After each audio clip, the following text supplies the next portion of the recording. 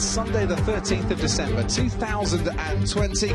Welcome along to the season finale for Formula One this season. We started on July the 5th and in 161 days we've packed in 17 races and so much excitement. Here we are in Abu Dhabi then for the 12th World Championship Abu Dhabi Grand Prix, which has been won from pole in the last 5 years, and the population of the UAE has grown from 250,000 in 1971 to almost 10 million now in 2020. The final race of this season marks the end of that 161 days of action, the shortest season since 1966. Here's the track, 3.4 miles long. There are 21 corners, 12 to the left and 9 to the right.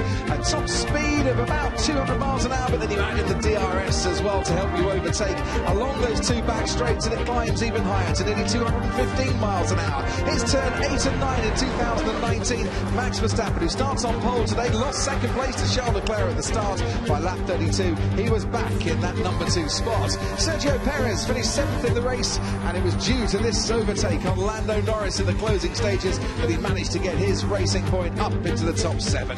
And here is turn 17. In 2016, a 5-second time penalty for Jolyon Palmer as he got his braking all wrong and sent Carlos Sainz spinning around in the Toro Rosso.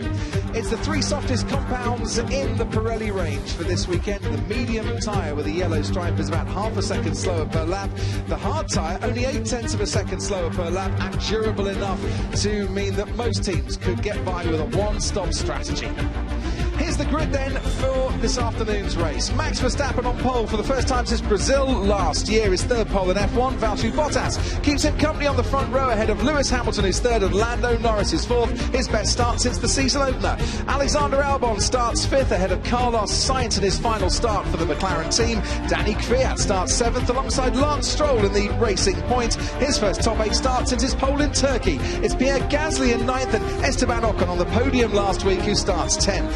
Ocon out-qualified Daniel Ricciardo, his Renault teammate, for the first time in the dry. Ricciardo alongside Charles Leclerc is ahead of his teammate Sebastian Vettel, who didn't reach Q3 in his final 13 races at Ferrari. Antonio Giovinazzi out-qualified Kimi Raikkonen by 9 races to 8 in the battle at Alfa Romeo, and Nicholas Latifi starts 18th alongside Pierre Fittipaldi, 1 place ahead of him in the Haas.